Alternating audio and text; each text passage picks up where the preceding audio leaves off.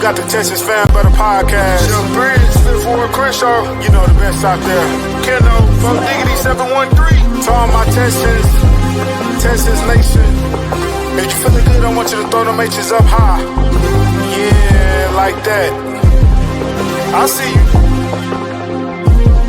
Let's swarm. Yeah, Houston, Texas, born and raised. Yeah, that's where I'm from. The best city in the state. Yeah, we stay turned up. There's excitement in the air for the Houston Texans. We swarming all year, causing havoc, we wrecking. Coming off that edge, we got 5-5-5-1. Thing on the outside, locking down your number one. All about the swarm mentality. And the H standing on business is the way we operate. I rep that 7 like CJ, that 1 like Diggs, that 3 like Dale. H-Town, we doing it big, you know that 12 out here, and don't you never forget, better pick your poison, cause we got Joe in the midst, we rock that battle red, still blue, Liberty white, H-Town blue, drip galore, man, we so fresh, fire like the field, shout out to the whole squad, chasing greatness, eyes on the prize, one goal, it's time to take it, let's get it, throw them H's up, throw them H's up, now you throw them H's up, throw them H's up, we throw them H's up, throw them H's up, let's show love for them Texans, cause them Bulls about to perform. Throw them H's up, throw them H's up. Now you throw them H's up, throw them H's up. We throw them H's up, throw them H's up. Let's show love for them Texans, cause them Bulls. Yo, and welcome back to the Texans Fan Battle Podcast. I'm your host today, Matthew Briggs. We got a special guest today. But before we do, Keno and Crenshaw will be joining us shortly. It seems like Keno has some technical difficulties. Well, here he is. Well, let me introduce Keno. What's up, buddy? What's good, everybody? What's good? Hope everybody feeling good. Nice to meet you, Matt. Nice to meet you. What's going on? Not much. And Keno, help me out. Introduce me. Matt, I'm not going to try to pronounce your last name because I know I will murder it. So, joining us from Sports Illustrated, info writer Matt Verderame. That's how I thought he said it, but I was like, man, I don't want to be like, you murdered my last name. So there's like 3 different pronunciations that are essentially correct. So, yeah, Verderame is fine. That'll work. All right. Well, Matt, so far, how are you liking the offseason as a whole for the NFL? I mean, I think there's not been as much movement as there has been in recent years, just based on the fact that the free agent class wasn't great. A lot of guys re-signed with their own team, some of the bigger names, and we saw Houston do that with a guy like Jalen Petrie. Not that he was a free agent, but a guy that they spent money on to re-up for the future. I think we saw a lot of teams do that, where they just, the Bills spent a ton of money re-upping guys who had 1 year left on their deals. Like, sometimes you get to the draft and you feel like teams look radically different than they did the last time you saw them. I don't know if that's necessarily the case this year. I feel like a lot of these teams look pretty similar. Of course, that's not the case for everybody. Some teams looking different than others. And if you look at the AFC South, Jacksonville looks different. They cut quite a few players. They added a few guys. They're kind of going through a rebuild, retool phase. I think the Colts, there's a real chance Daniel Jones is their quarterback week 1. And of course in Houston, changes on the offensive line. Stephon Diggs is out. The AFC South actually saw a pretty good amount of shifting, whereas I think maybe a lot of the rest of the league, not as much. Okay. Well, I'm glad that you brought up the offensive line. We've had couple of guests on our show as we talked about the Texans offseason, and some were not too concerned about the offensive line. Some were. So, Matt, let me get your take. Should Texans fans be worried about the offensive line? Yeah, because I think it's probably the thing that would scare me the most about their chances of going deep in the playoffs. Look, I love the defense. And DeMeco Ryans is a terrific coach. I think a lot of the concern about Stroud from last year nationally was overblown because he just couldn't block. I mean, the guy really had no chance. Like when he had time, I thought he played fine. Look, Collins is a legitimate top tier receiver. But the line is the thing that you look at and go, is that going to be good enough? I mean, that's the real question. And I get it. They brought in Ed Ingram and they brought in Laken Tomlinson and they of course traded Laramie Tunsil, which was a surprise. I know why they did it, but he's a guy who was the one guy in that team last year on the line that you felt like, okay, you know what you're getting. Look, they still have Titus Howard. Howard's a good player. Blake Fisher gonna have another year under his belt. We'll see if he's better. But and then Cam Robinson comes in, and Cam Robinson, what are you going to get? So, to me, it is the biggest concern I have on the roster. If their offensive line plays middle of the pack well, then they'll easily win the division. They'll be a threat to go deep in the AFC playoffs. If they don't, and it's a line like we saw last year, that's just a really hard thing to overcome. Right. And so besides, the offensive line moves, and this can you can kind of count this too. What do you think about the free agency as a whole for the Texans? Well, I think, look, if you look at the Texans in totality from free agency, I mean, they brought in some guys on the line, like we mentioned. We talked about that. I don't think they lost Stephon Diggs. I don't blame them for not paying Stephon Diggs what New England paid him. I don't think anybody else would have paid him that. New England just has money to burn. They had the most cap space in the league. They, of course, traded for Christian Kirk. They gave up essentially nothing. They brought in Justin Watson. They brought in Braxton Berrios. Look, I like Kirk in the slot. If he can stay healthy, he's still a useful player. That's the big if, though, is can he stay healthy? But I don't mind that for what they gave up. That's fine. The line, look, that as we talked about, that's a huge question mark. I mean, it's just, to me, that is what I'm addressing in the draft if I'm the Texans. Now, granted, it's not a great draft for tackles. I get it. Maybe you look to draft on the inside. It is good on the interior. And then defensively, I like him bringing back Rankins. He didn't play great in Cincinnati. He was beat up, but he played well in Houston the year prior. I have no problem with that. And then bringing over Gardner Johnson, look, he's a good player. He's a guy who is a veteran leader. He's a ball hawk. He's pretty versatile. So you add him to a secondary that is already one of the best in football, if not the best in football, when you have Stingley and Lassiter and you have Petrie.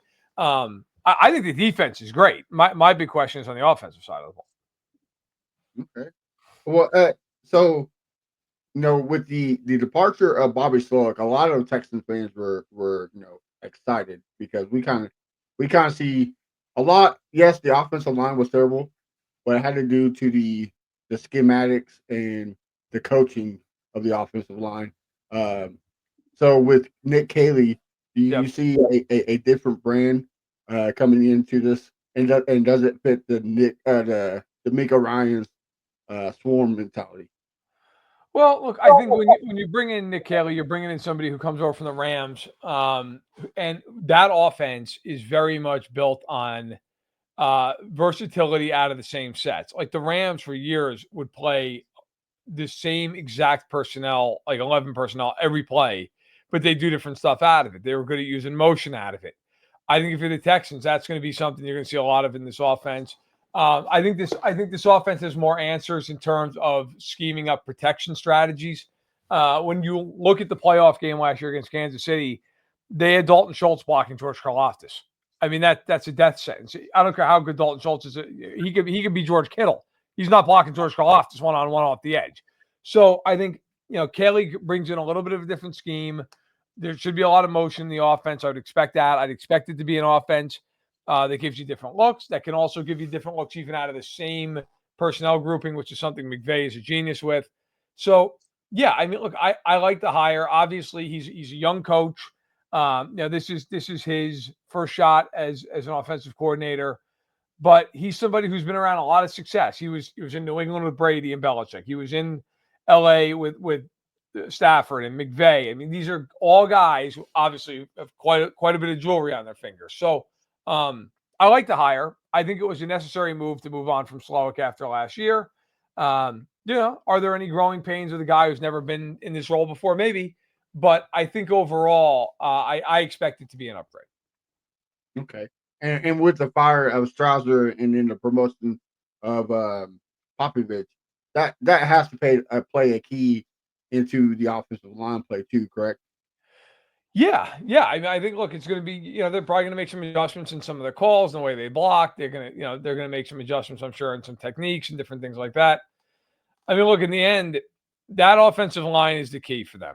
I mean, we could sit here and talk about everything else, and that's fine. I don't have any doubt about the quarterback. I don't have any doubt about the defense. I like to see him maybe add another receiver in the draft. Maybe that's something they use with one of their 4 picks in the top 90 or so. But to me, it's the line. If the line can block, I think the rest of the team is good enough to certainly win the division, and then be a threat to the Bills and the Chiefs and the Ravens. Excuse me, the 3 teams in the AFC that I think everybody kind of looks at and goes, okay, those are the 3. But look, the last 2 years, it's been the same 4 teams in the AFC divisional round. Houston has cemented itself as a team that can get to that weekend. And if you're at that weekend, you're a real team. They've been there 2 years in a row. They've done the job. They've hammered 2 teams in the wild card round.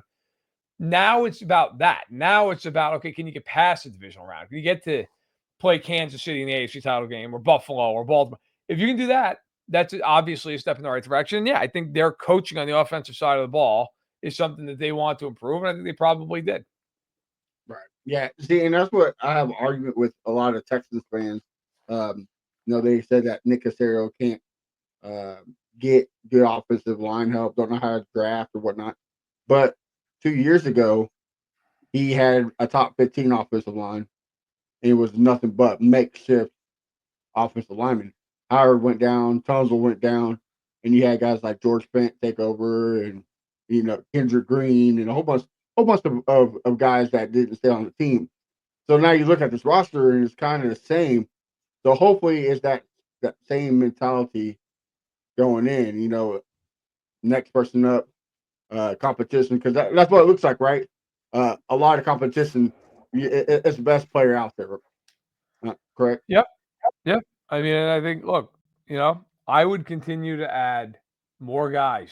I mean, that's something that every team deals with. Baltimore just reshuffled its offensive line a year ago. Kansas City is doing the same thing right now. Just brought in a new left tackle, new left guard. I mean, it's 40% of the line's new.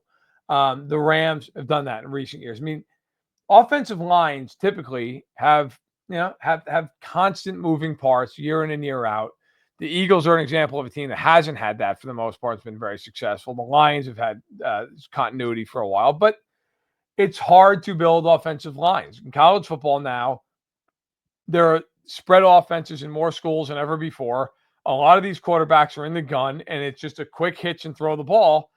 It's very hard to decipher pass pro technique, blocking skill, because it's not being preached as much at the college level. There's just simply not as much tape to look at that translates to the professional level. A lot of teams don't play the pro style offenses. So, if I'm Caserio, I am actively looking for a couple more offensive linemen in this draft. Whether it's interior or exterior, on the outside, the perimeter, I think you have to at least continue to look for that, because if you can block for CJ Stroud, you're probably going to have a pretty good offense.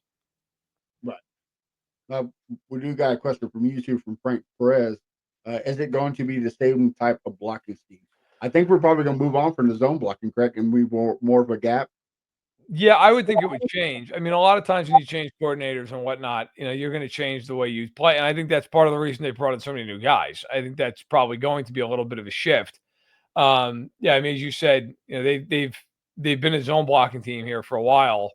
I think, look, in McVay's offense, a lot of times they try to simplify it in terms of just, look, hat on a hat, get up and create a crease and let him. I mean, if you watch Kyron Williams, a lot of his big runs, it's one cut and go, and it's a lot of just it's quick. The offense is quick. I think that's going to be one thing that helps get the sack numbers down. There's going to be a lot of quick game in the offense if they play like the Rams do. I mean, the Rams, there's a lot of that. If you watch them, that's how they play. I would expect Houston to, if not go all the way that route, at least adopt some of those principles from Los Angeles. Well, and you could always take it from New England too. I mean, Tom Brady was perfect at that, right? Like the quick read, the quick get rid of the ball. If not, he used it. I mean, they call him the check down king for a reason. So hopefully that be a good outlet for CJ. Crenshaw, thanks for coming on, brother. You have any questions for Matt about the Texans? What do you really see the Texans doing this year? Like you said, we get to the division round, for the last 15 years, but we can't get past it. So do you see us like bombing out in the division round again, or losing the wild card round, or not making the playoffs at all? No, look, I think they're the best team in the AFC South. I have a hard time not seeing them win the division. As long as CJ's upright, I think they'll win the division. I think right now, if you're looking at the AFC, look, the Chiefs are the Chiefs for a reason. I mean, they've gone to 5 of the last 6 Super Bowls, rather 3 straight. I mean, they're a dynasty. They are at this point what New England was. They're to me, and I always felt this way about New England. Like they're the favorite until they're not. I mean, they're constantly going to the Super Bowl. I mean, this is Mahomes' 8th year. He's never lost a playoff game in regulation in the AFC. I mean, they never lose. Buffalo and Baltimore, I think, are the next tier. Look, Buffalo's won a lot of playoff games these last handful of years. They haven't gotten in the Super Bowl because they've ran into Kansas City, but they've been very good. Baltimore is different in the sense Baltimore's been great in the regular season, but in the playoffs, it's been a whole other story. But then after that, I think there's another tier of teams that I would put Houston at the top at, which is, the Texans, the Broncos, the Chargers, the Bengals. The Bengals are a weird team. They're kind of the wild card for me because they might score 40 points a game and go 8-9. I have no idea what they're going to do. Can they stop anybody? You got Pittsburgh. But I think Houston all around is the best team of that group. If they can block, I mean, I could see him going to the AFC title game. I could see him, getting there. But if they can't block, then that's a spot where maybe they do get picked off in a wild card round by a team like Pittsburgh or a team like Cincinnati. The line, I keep harping on it, but to me, that is the whole story with Houston. If they can block, I think they're really good. I just, I look at that offensive line. It's an open question as to whether or not they can do it. Right. Okay, so you brought up Buffalo. Now Buffalo made an AFC Championship last year. They lost their 2 best wide receivers, but they still got back there. Houston lose Nico Collins for 5 games, and the offense went to shit. So how can we duplicate what Buffalo did? And it seems like on paper we have more talent. How can we get there? Well, Buffalo runs the heck out of the football. They're super efficient at it. And Mixon last year was very good for the most part when healthy. I think, look, this is a really deep running back class. I mean, maybe even add a guy mid-round, just to add a guy, just to throw a guy into the mix. Running backs get hurt. Mixon's an older guy. I also think, look, Kirk coming in, that's not a coincidence. The Rams love to throw to the slot receiver. I expect that Caley will do some of that. The Bills love to throw to Shakir, right? I mean, that was something that when the Bills needed a 3rd down conversion, a lot of times either ran the ball, threw to one of the backs, or threw to Shakir. If Kirk can stay healthy with Collins, like I said, I would take a receiver with one of those top 4 picks that Houston has. I think you add another guy because unfortunately with Dell, does he play at all this year? Probably not, right? So, and that's a shame because he's a damn good player when he's healthy, but he's hurt. So maybe you add another guy. And they found him in the 3rd round. Maybe they take a guy in the 3rd round, day 2 pick. But I think, Buffalo was able to survive those losses largely because they have a lot of guys that they could target on any given play. And I think that's something that they were able to really thrive with.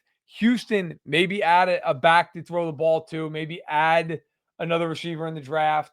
I think that's the way to go. Make life easier on the quarterback. Don't make him get into a lot of 3rd and 9s. Keep it in 3rd and short. And, it opens up the playbook quite a bit. Okay, all right. Well, all right. I like to get a little spicy. Now, flip-flop quarterbacks. You give Houston Josh Allen and you give the Bills CJ Stroud. How far did each team make it last year with the same roster? Man, last year, I would say I think Allen would have lost in the same game Stroud lost, and he wasn't. Look, he couldn't beat the Chiefs or the Bills. I don't think he was doing it behind the line in Houston. I mean, now Stroud and would Buffalo have gone the same distance? I think they definitely would have won the wild card round. They would have beat Denver. Would they have beaten Baltimore? It's probably a coin flip of a game, which it kind of was for Buffalo. They just happened to win it. I mean, Andrews drops a 2-point conversion. He fumbles. Lamar had a bad game. Look, I get your point, though. Man, I get it. Like, is Allen a better player than Stroud right now? Yeah. I mean, I think, to me, Mahomes and then Allen, it's like, I don't know. I wouldn't say it's 1A, 1B. It's still 1 and 2 to me, although Allen is your reigning MVP. But Stroud, I'd probably have Stroud in the top 5-6 quarterbacks in the league. I know last year the numbers weren't great. I get it. But man, I if you even Allen behind that offensive line, I don't know. Like, I don't think he's going into Arrowhead and win that game. He couldn't beat him with one of the best offensive lines in football. He couldn't do it. I think honestly, I think Buffalo, maybe they lose to Baltimore with CJ. I don't think though the Texans would have gotten any further with Allen. Okay. All right, Chris, Keno.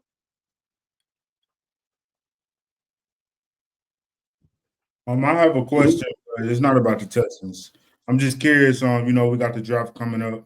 We all know the rumors came out about Tennessee taking Cam Ward.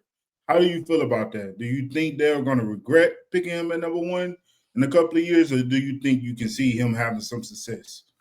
I think in a normal year, he's not the number 1 overall pick, but it's a year that is very thick on good picks in day 2 and like the back half of day 1, but it's not very good at the top 10. Like, I talked to a coach down at the owners meetings in Florida who said, look, Hunter and Abdul Carter are the 2 guys that don't have warts in this draft, and everybody else does. It's just a question of who he thinks the prettiest.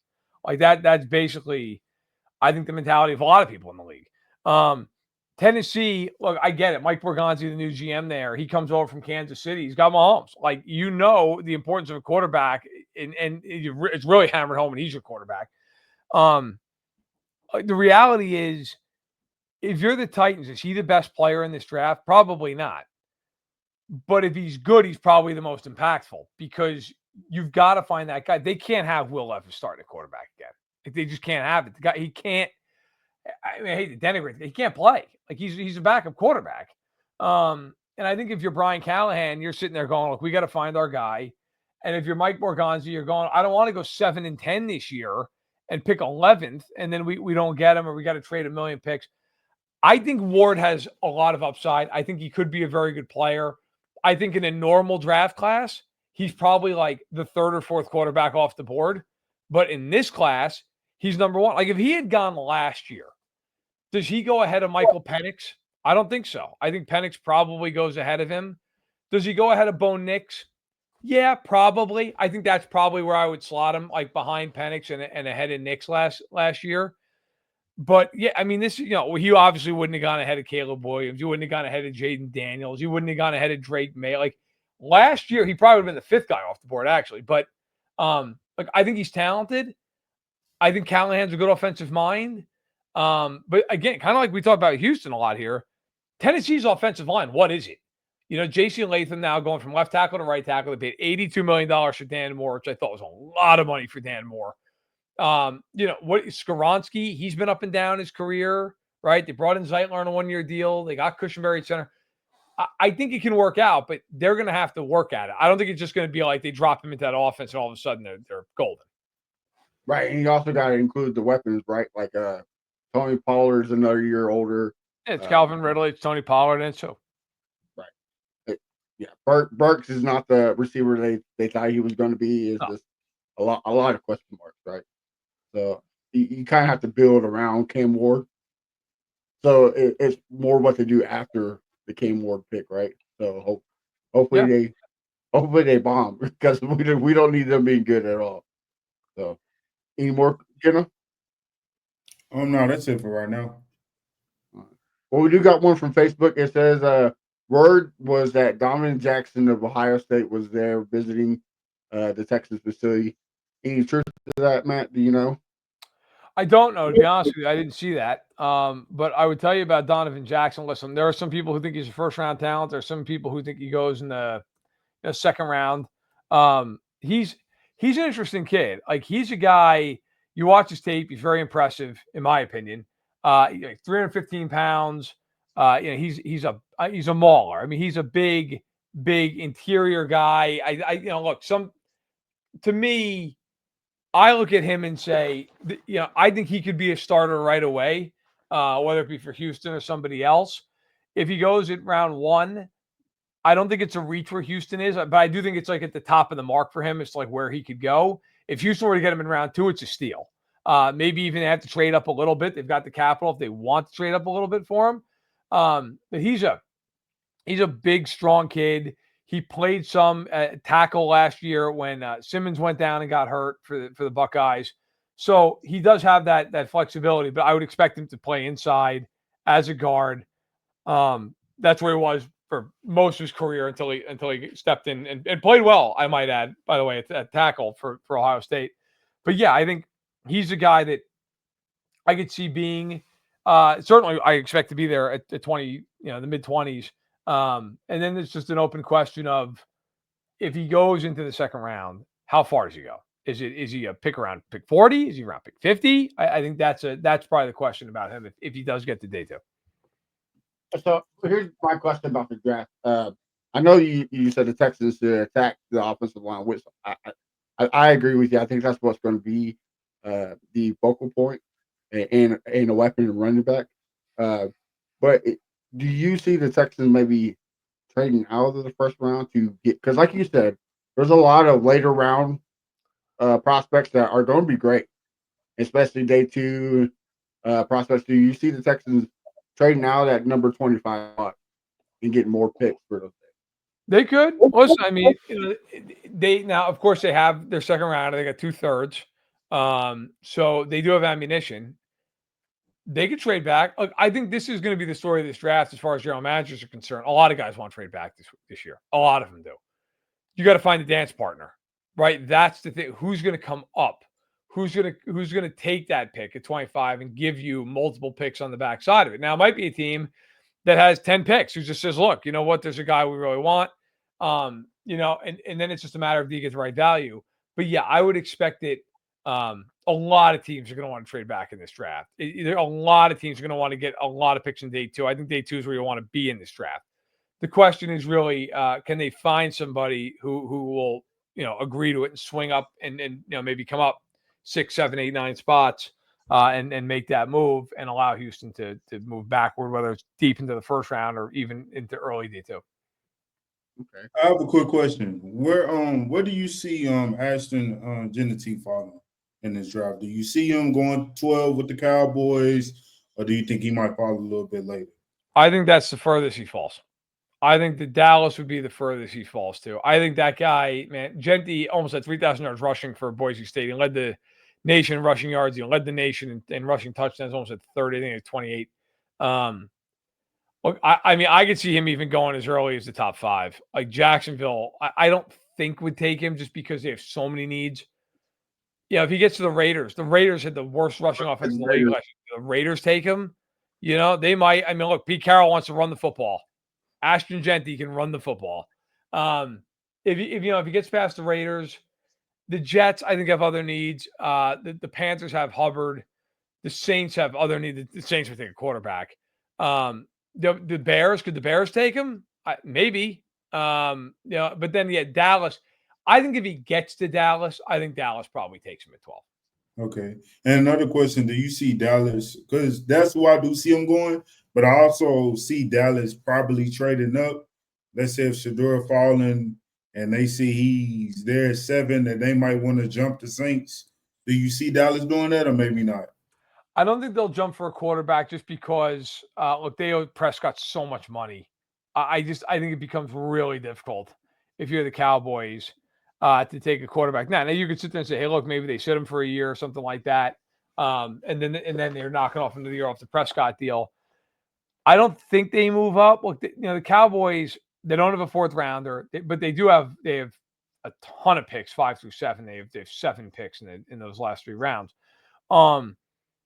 My guess is that the Cowboys would stand pat. I don't think they would make a move up, but and if they did, it might be for Genty, honestly. Like they might look at it and go, all right, maybe they go to 9 with the Saints and they say, we'll take Genty ahead of Chicago. And the Saints, if they want a quarterback, are going to be like, all right, fine. I mean, the Niners and the Bears aren't taking one. So maybe that's the way they go. I think if it's a move up, I think it's small. And I don't think it would be for a quarterback at this point. Okay. Now, so I do got a question. It looks like the Browns might be going after Carter instead of Henry. If the Giants do trade Henry and say Shedeur falls all the way to the 25th pick, could you see the Giants asking the Texans or somebody at that part of the draft to draft Shador to reunite us. Do you see something like that happen? I mean, listen, man, Shador Sanders is going to be the story of this draft, I think, in a lot of ways, because he's the biggest wild card out there. I've talked to a lot of people in the league who'll tell you they think he's going to be a top 10 pick. I've talked to people in the league who think he's going to be a second round pick. I tend to fall on the idea that I don't think he gets out of the first round. Okay, but I also know my colleague Albert Breer is probably the most well-sourced person in the country. Has written that he also talked to a lot of people who are, giving him second round grades. Doesn't mean he's going to go there, but that's kind of the range of opinions here. I've talked to people who think the Saints are going to take Jackson Dart at 9. I don't think that's going to happen, but could it? Sure. The draft's weird. You don't know. And this year is a very strange year. There's a lot of volatility in the rankings team to team. I think if Sanders gets past the Saints, I think there's a really good shot he gets into the 20s. I think there's a really good shot he gets to Pittsburgh. And then look, once you get into the 20s, that might be where a team in the second round says, let's move back up. Let's go get somebody, right? I mean, that's where it becomes interesting. Because now all of a sudden you're trying to get a guy with the 5th-year option. You don't want to sit around and wait. Like, I'm looking at the draft chart right now. So Cleveland's sitting there. They got 2/3. They got 4 6th-round picks. Like, if they wanted to move up, they could certainly do it. I mean, if you took, and it depends on what chart you're looking at, but if Cleveland gave up its 2nd-round pick and its first of its 2 3rd-round picks, they could easily get up to where the Chargers are at 22. That would not be a problem, at least according to the Rich Hill chart. Are there other teams that could do it? I mean, could the Giants do it? I mean, look, if you look at the Giants also have 2/3. Everywhere else, they just have 1, except for in the 7th. They don't have a 6th. But the Giants, similar deal. They could move up to right around where the Chargers are, the Packers are, something like that. There's a lot of options out there. But I do think with Sanders, if he gets past 9, it could get really interesting. It could get to a point where he does fall pretty late in the night one. And that's when you might start getting the phone to ring for some of these teams in the 20s who are sitting there and listening and taking offers because teams are trying to get in there, beat some of their competition to the punch, and get a 5th-year option. What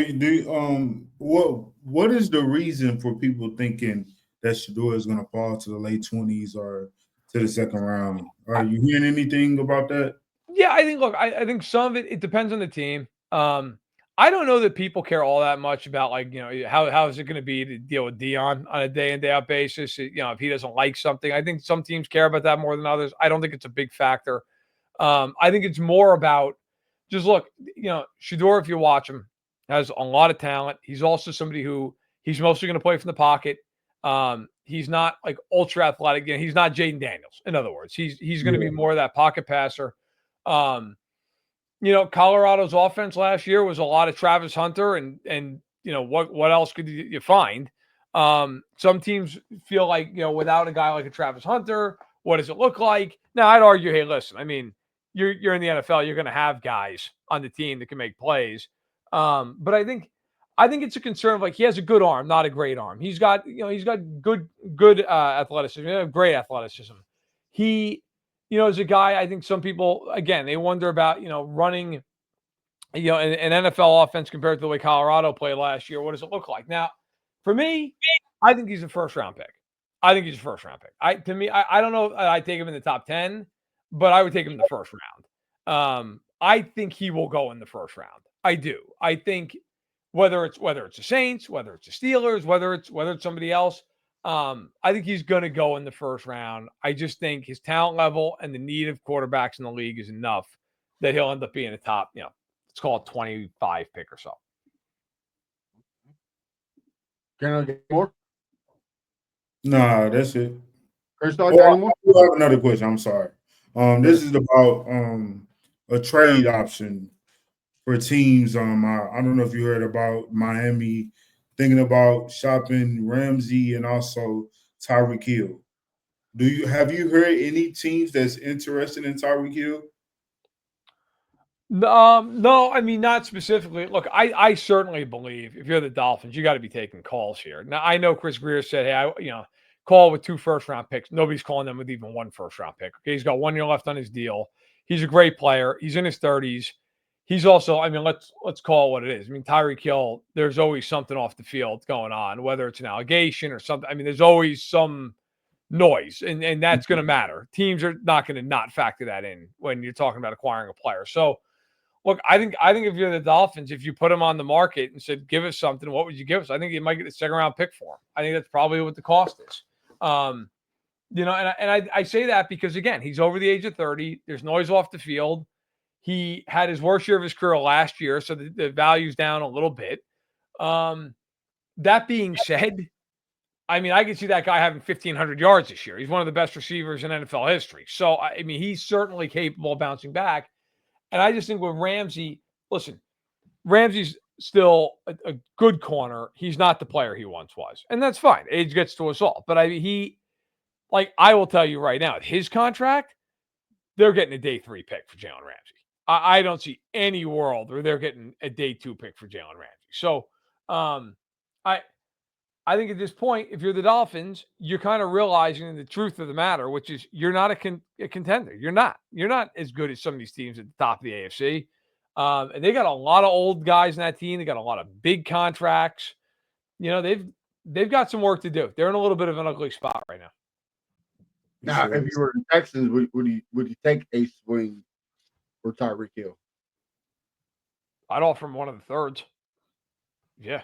I mean, if I can put Tyreek Hill on that team, yeah, absolutely. And now, look, I guess the only caveat to that is, then to me, though, you've got to sign him past this upcoming year because you can't have another Diggs deal here where you give up a second round pick and the guy plays 8 games and he's out for the year. Like, you can't.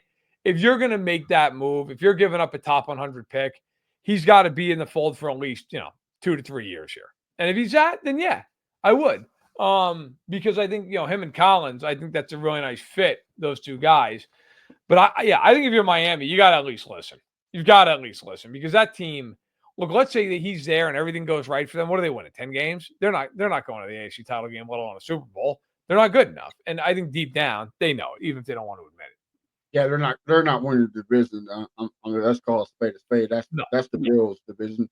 And you can say that the Patriots got better this year. So, just another step forward. So, but yeah, I agree with you. Collins and Hill, having Hill stretch the field while Collins move on the inside. Oh, that would definitely be dirty.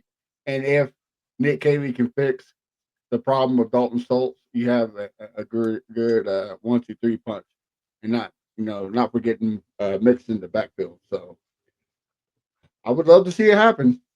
Chris, you got any more questions? No, I don't. So yeah, I don't. Okay. I would love to see it happen as well because we got to figure out some way to finally get past the Kansas City Chiefs. Yeah, I'm just sick of losing to them. I think everybody in the AFC is sick of losing to the Chiefs because, like Matt said, they only been beat once, so it wasn't even regulation game; it was overtime. So, here's one from YouTube. Will Tank Dell be the same player? Is there any player comparison with that same type of injury? Frank, I have to go back and look off the top of my head. I don't want to, I'm sure there is. I don't know off the top of my head. I know there have been injuries similar to that. God, I feel like there was a tight end on the Bears who had a similar injury years ago to that. I could be wrong. I don't want to speak out of turn. He could be the same player. Look, let's be honest. I mean, it's going to be a long rehab. It's a lot of work to come back from that. I mean, unfortunately, he did a lot of damage to his leg. I mean, he did a lot. So it's a shame because, look, I've loved watching him. I liked watching him at the University of Houston. So I hope he can come back full strength. I would expect that when he gets back on a football field, it's probably 2026. I would be surprised if he's back this year just because it happened so late in the year last year. So much involved in it. It's really unfortunate. Maybe he could come back super late next season, like this upcoming season, and then be a playoff type boost for them. But yeah, I mean, look, there's always hope, and he's young, and medicine's better than it's ever been. But yeah, it's a big injury. It's definitely a significant injury. Now, speaking of injuries, Jalen Petrie just got paid $30 million. do you see him bouncing back from that injury? And if you were a GM, would you make that contract? Yeah, I would have paid him. Yeah, I think Jalen Petrie is one of the more underrated players in the league. Yeah, I would have paid him. I think he's an excellent player. I do think he'll bounce back. Look, I just think guys, we always get talking about these like is a premium, a non-premium position. That's all crap. Like, are you a really good player? Because you're a really good player, you matter. Period. We did this whole thing where analytics field tried to tell you for 10 years of running backs didn't matter. How's that going right about now? Exactly. Saquon Barkley, I think he mattered. Derrick Henry mattered a little bit in Baltimore. It matters. You kidding me? Of course it matters. If you're a really good player, you matter. And Jalen Petrie is a really good player. Is he as important to them as Derek Stingley? No. But is he important? Yeah. When Jalen Petrie's on the field, he changes the way you throw the ball against Houston in the middle of the field. He does. So, yeah, look, I have really liked Petrie since he came on as a rookie. And, Houston wasn't that good at the time, but he was excellent even then. I would have absolutely paid him. I love to hear it because I am a Jalen Petrie fan. Hopefully he comes back better than ever from that torn pec. So, but like you said, medicine today is a lot better, and young players they always, seem to bounce back a little bit better. So, with that being said, young players, want to ask about this one. Do you think Caleb Book would have a breakout year this year? Yeah, it's hard to say. I mean, I think, if is the opportunity there, right? I mean, I think there probably is opportunity for him to break out. I would expect that he's going to see a decent amount of snaps. Look, I think that the big question is, that secondary is so good. It's almost hard to stand out, right? I mean, it's tough. But that being said, I mean, Bullock had 5 interceptions last year. He was a really nice piece. So I guess my question is, and you've already played 89% of the snaps. So it's, does he break out? I mean, I already think he's a pretty damn good player. Does he break out and become an all pro? That's hard. There's only a few all pros in the whole league. But if your definition of Pro Bowl is or if breaking out is being a Pro Bowler, yeah, I think it could be that. I mean, he was terrific. Like for my money, I think Houston's got the best secondary in football. Okay, I do. I think I actually just wrote that for Sports Illustrated actually a week ago. I think Bullock was overshadowed a little bit because they just have other guys, and Lassiter got a lot of shine, and rightfully so. And of course, Stingley's great. But yeah, I think Bullock is already a damn good player, and I think he's going to get all the snaps that he could possibly handle. I guess I just mean with him is the question of like, is there enough room for everybody to shine nationally in the way that Stingley does? Like we just talked about Petrie. I think Petrie is a great safety, but he doesn't get the amount of national attention that some other guys might because he's not even the best guy in his own secondary. It's just hard to get that, that accolade, if you will, when you're not the guy in your own room. But I think Bullock is an excellent player. Okay. Now I got 2 more, and then I'll let somebody else go. My first one is, do you see a better duo of pass rushers than Will Anderson and Danielle Hunter? No, I think they're the best pass rush duo in the NFL. I mean, look, obviously the Eagles had a great pass rush last year, but they lost Sweat. I look, there are some that are good. I mean, Owe and Van Noy for the Ravens is good. I don't think it's as good as Houston's. Hines Allen and Trayvon Walker is a really nice one in Jacksonville, but I would take Houston's. I love Crosby, I love Hutchinson, Detroit, but those 2 guys don't have the bookends on the other side that you would consider. Yeah, I mean, Minnesota has, Grenard, formerly of Houston, and Van Ginkel, which was an excellent tandem last year. I love what the Rams are doing with Fisk and really that whole group up front, but and Verse as well. But no, I would probably take Houston's. I think the Texans, it's hard to argue against those 2 guys, man. Either one of them can wreck a game, and that's a special thing. Not too many teams have that. And now, I know we all agree that offensive line is where to go in the draft.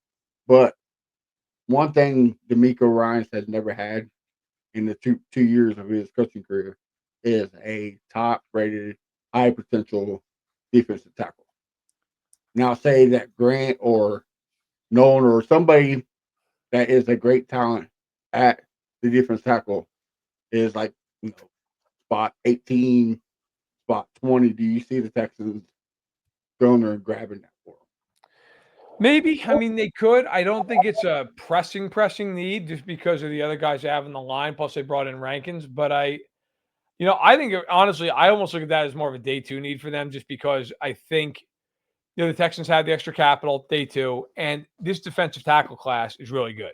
If you talk to a lot of people around the league, they'll tell you D tackle, running back, tight end. Those three rooms are the strongest in this class. So they could. I mean, look, if they're sitting at 25 and Walter Nolan's there, or Derek Harmon's there, or Kenneth Grant's there, they can certainly think about it. I wouldn't be opposed to it, but I almost wonder if they could maybe bolster another spot and then get another D tackle in round 2 or even early round 3 where they have a multitude of picks. Okay. All right, boss. Any other questions for Matt? I've liked what Denver did this offseason. I like how they ended the season last year. How far do you see them going in this upcoming season if Bo Nix take that leap?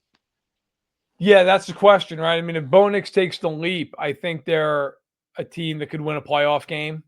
I think that's probably the ceiling of that roster. I mean, look, I love their defense. Their defense is awesome. And Peyton can obviously coach. The hard thing is you look at the AFC and there's Kansas City and Buffalo and Baltimore. Like, you got to get through those teams to get to the AFC title game. And that's kind of my cap. Like, can Denver beat one of those teams in a playoff game? I'm not picking Bo Nix to beat any of those three quarterbacks in a playoff game. And now, if he takes the leap and he's just otherworldly, maybe. But their offense to me is just limited. It's Cortland Sutton and it's who. I like Evan Ingram, but I'm not quaking in my boots if I'm a defensive coordinator facing him in a playoff game. Like, he's fine, but he's not great. Look, I think Denver's way to win is to run the ball. I expect them to take a running back early in this draft. Run the ball, play great defense, let Nix play good, solid football, make a play here, a play there.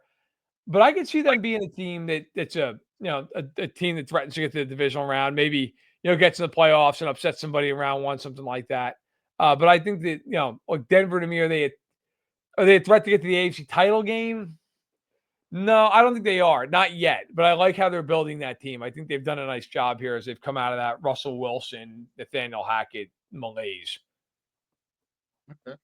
Now, you probably see them going either running back or receiver at 25, or not 25, but 20. Yeah, I think if Omari and Hampton's there, that's who they're going to take. Right. That's my opinion. Maybe even like a guy like a Travion Henderson. He's a bully and pass pro, and Sean Payton loves guys who can put their nose into the rush and block. So maybe they even go that. Maybe they're a team that trades back and tries to take Henderson at like 27 or 28 or something. But yeah, I think with one of their first couple of picks, I think they go with a running back. Or you might see them get like a Golden or a double E from Ohio State too, huh? They could, yeah. They could take a Buka or Golden. I mean, they could even, maybe in the second round if they get lucky, if somebody falls to them like a Luther Burden. I think Burden probably goes earlier than that. He's probably a late first, early second guy, or maybe like a Jalen Noel out of Iowa State, or Higgins as well out of Iowa State. I like him a lot. He's huge. Yeah, I mean, there's a lot of options. The receiver class is not great at the top, but there are a lot of guys. Ted McMillan could be there for him at 20. I mean, that's possible. I don't know that it will happen, but it could happen. Chris, you got any more?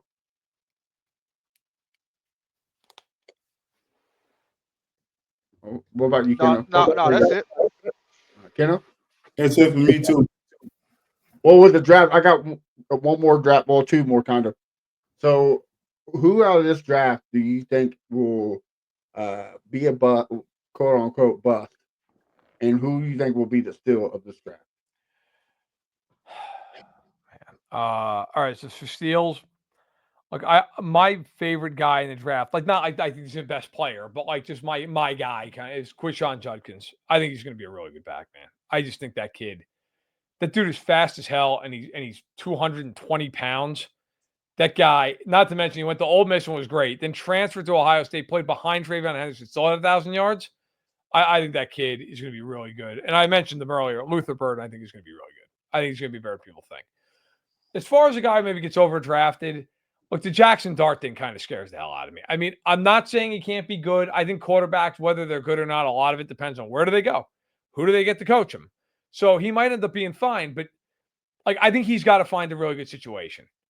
If he doesn't find a really good situation, if Cleveland takes him in the first pick of the second round, that scares the hell out of me. He's got to go somewhere that has infrastructure. And if that happens and they kind of can bring him along slowly, I think he might have a shot to be good. If he's got to just be thrown into the mix, he might get a little overdrafted. And that's when you're a quarterback, that's tough because all the pressure's on you to succeed right away. So kind of like a New York where they got, Jameis Winston and Russell Wilson to kind of sell them the rope. That'll be a perfect. Yeah, with Brian Dable. Like, that'd be great. Like, learn under Brian Dable for a year, learn behind Russell Wilson for a year, and then go play. That, to me, is a much better situation than him going to New Orleans. And it's like, here you go, man. You're just getting thrown in there with a first-time head coach in an organization that is really like in perpetual turnover mode because they're so far over the cap every year. Yeah, I think the Giants can ideal. All right. Well, Matt, thank you for coming on. It's been a pleasure. We definitely got to do this again. It's been very insightful. Why don't you tell everybody where we can find you on social media and what you got cooking so that way we can support you, man?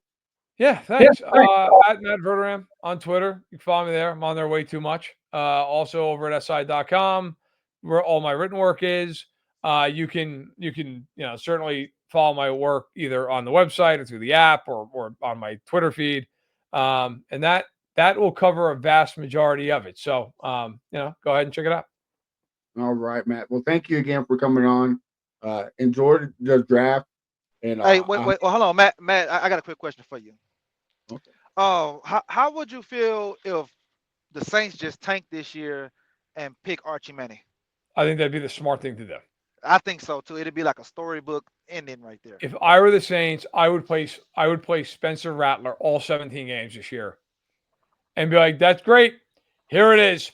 And if he turns out to be the second coming, awesome. Then we got our quarterback. And if he's absolutely terrible, fine. Go 2-15, tank, and draft the quarterback number 1 overall.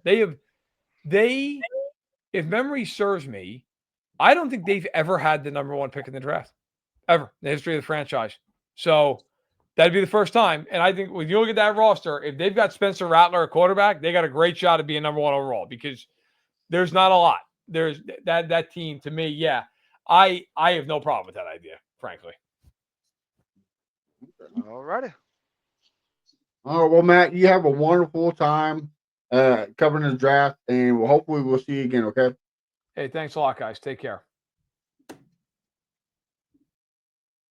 All right. And with that being said, this is the worst part of the show because it's the end from our wise man, Mr. Crenshaw says. So why don't y'all tell everybody where we can find what you got cooking so that way we can support you, Mr. Crenshaw. Start off with you. Find me at Fifth Ward Crenshaw everywhere.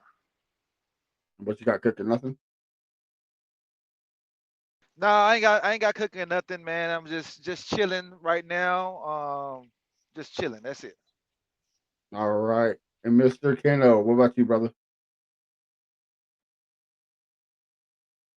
Sorry. Y'all can follow me on here, Ken Out on YouTube and Twitter, and TikTok as well. I'm gonna start posting some videos on there.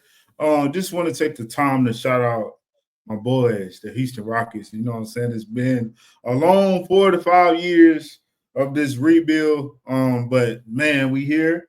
And Rockets fans, I know it's a little tough and rough to think that we about to face the Warriors. So, we got a little traumatization or whatever you may say or whatever the case may be. But we will be all right. You know what I'm saying? Let's just hope for the best. Whatever happens, happens. You know what I'm saying? Nobody saw us being in this position. Heck, some of us didn't even think we'll be in this position. But let's just see what we're going to do, man, and try to just take one game at a time. Go Rockets. You know what I'm saying? Go Texans. And yes, sir. And that's it. Y'all continue to support the Texans Fan Battle page. Yes, Already. sir. Go ahead, Christoph. No, I was just saying already. Yeah. In Iron we trust, right? Like if we had a different head coach, if we still had Steven, whatever his name was, like, yeah, I would be scared, right? Like, nah, we're He good. wouldn't have been in this position we had him. Yeah, we good, you know.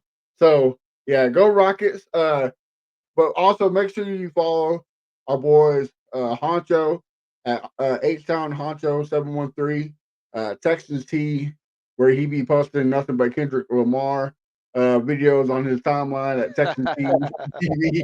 Because you know what he doesn't know is him and Chris won't be here next week because they'll be going to the Kendrick Lamar concert there in Houston. So they will be missed next week. But you can follow me at A1 Day One Texans. And of course, like Keno and Kershaw both said, support the channel, Texans Fan Battle. Everywhere we got some good stuff coming up. Also, we will have an episode Wednesday, but we are going to have a live draft where we stream the draft on here and we kind of talk about the picks and whatnot. So if you ain't doing nothing, come join the draft with us. It'll be a good time. As always, we're going to be here talking shit. And who knows, we might have some special guests popping in. So till then, stay blessed. Have a good week.